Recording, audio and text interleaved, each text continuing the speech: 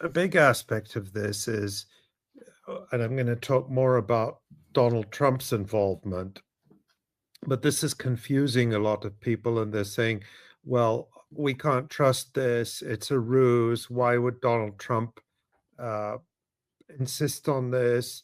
Um, and I get why people say that, but you have to always look at fundamentals, which is Israel threw everything it had at Gaza, not just everything. Israel had everything the United States had, and they failed to break the resistance. And not only did they fail to break the resistance, but look at the Israeli press today talking about, how the army is broken. There's a big story in Haaretz today by Dalia Scheindlin about how the levels of mental uh, trauma, absenteeism, family breakdown among the reservists. People just don't want to come back.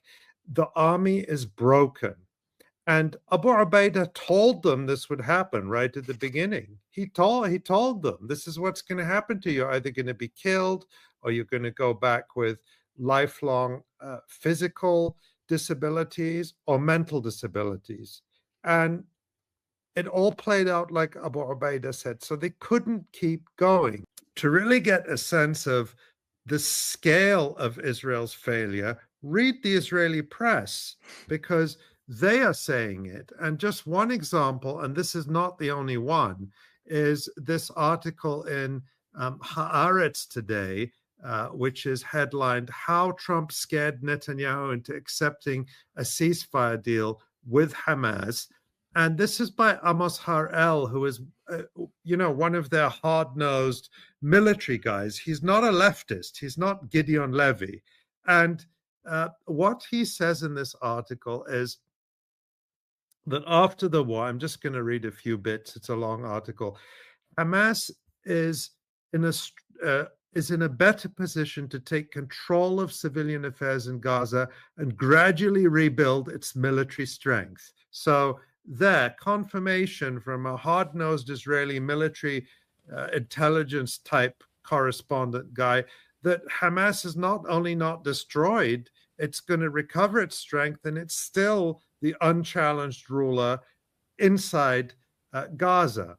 Then he says the Israeli public will be surprised when it finds out what the person who says he wishes to be remembered as Israel's defender, in other words, Netanyahu, had to concede during the negotiations.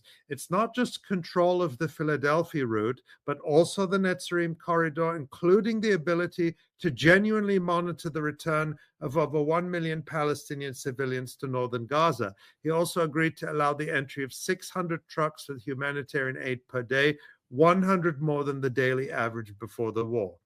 And then it says, during the months in which he rejected the plan, which had already been proposed last May by the Biden administration, Netanyahu is mainly worried about his radical right-wing allies Bezalel Smotrich and Itamar Ben-Gvir, who threatened to dismantle his coalition. It now appears that Trump left him with no other choice. We'll talk about that. And then there's this sentence, which I just loved. Some of the prime minister's blind followers are going through a painful sobering up these days. Trump is not an admirer of Israel or Netanyahu. So this is, of course, all counterintuitive because we were told for months that, however genocidal the Democrats are, Donald Trump is going to be even more genocidal, whatever that could possibly mean, given the hell that people in Gaza have gone through and are still going through. So I guess I want to talk about why Trump would be doing this. I think that part about Hamas being in a position to control civilian affairs in the Gaza Strip now is so key, because how long did we hear for the past 15, 16 months? How many Western politicians did we hear saying, even Bernie Sanders said something along these lines, that Bernie Sanders said, oh, you can't have a ceasefire with Hamas in place in the Gaza Strip. All these European politicians saying that Hamas can play no part in the future of the Gaza Strip, and so on and so forth. In the texts of the leaked texts of the agreements that are going around that are being distributed about the the ceasefire text has been discussed in Doha, there's no mention of that. There's no mention of Hamas withdrawing In or fact, ending civilian rule. So it's very clear they're going to be still in place again. and there's nothing, of course, about Hamas disarming in the agreement. And Yeah. but of course, Asa, you can't have a ceasefire without Hamas in place, because who's going to implement it? Who's going to organize the return of your hostages and so on? January 7th, Trump posted this video of Columbia University professor Jeffrey Sachs on his Truth Social website. And let's actually watch the clip, Tamara.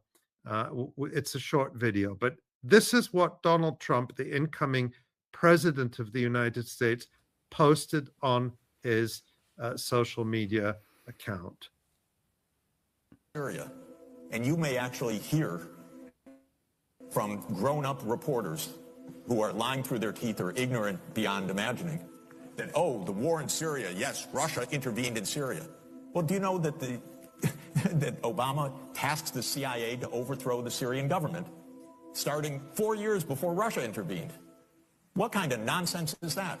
And how many times did the New York Times report on Operation Timber Sycamore, which was the presidential order to the CIA to overthrow Bashar al-Assad? 3 times in 10 years. This is not democracy. This is a game. And it's a game of narrative. Why did the U.S. invade Iraq in 2003? Well, first of all, it was completely phony pretenses. It wasn't, oh, we were so wrong, they didn't have weapons of mass destruction. They actually did focus groups in the fall of 2002 to find out what would sell that war to the American people. Abe Schultzky, if you want to know the name of the PR genius. They did focus groups on the war. They wanted the war all the time. They had to figure out how to sell the war to the American people, how to scare the shit out of the American people. It was a phony war. Where did that war come from? You know what? It's quite surprising. That war came from Netanyahu, actually. You know that? It's weird. And the way it is that Netanyahu had, from 1995 onward, the theory that the only way we're going to get rid of Hamas and Hezbollah is by toppling the governments that support them. That's Iraq, Syria, and Iran. And the guy's nothing if not obsessive.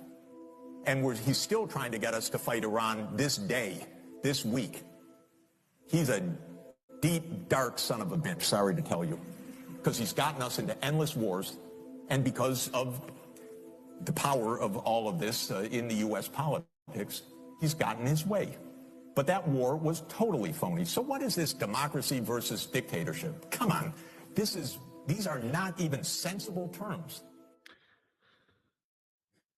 So that was posted by the incoming president of the United States. That's incredible. Incredible if you think about it. And Netanyahu said nothing about it, not positive, not negative.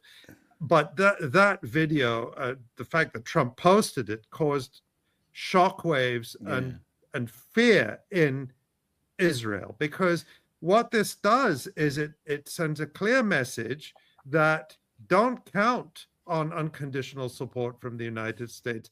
Don't think we're going to fight your wars. Now, does that mean I think that Donald Trump is definitely not going to do something stupid like attack Iran? No, that's not what I think. But I think it creates enough uncertainty about his position that if you're Netanyahu, you can't confidently count on Donald Trump to back you up 100%. And in a sense, that's the genius of Donald Trump, is that he leaves us all guessing.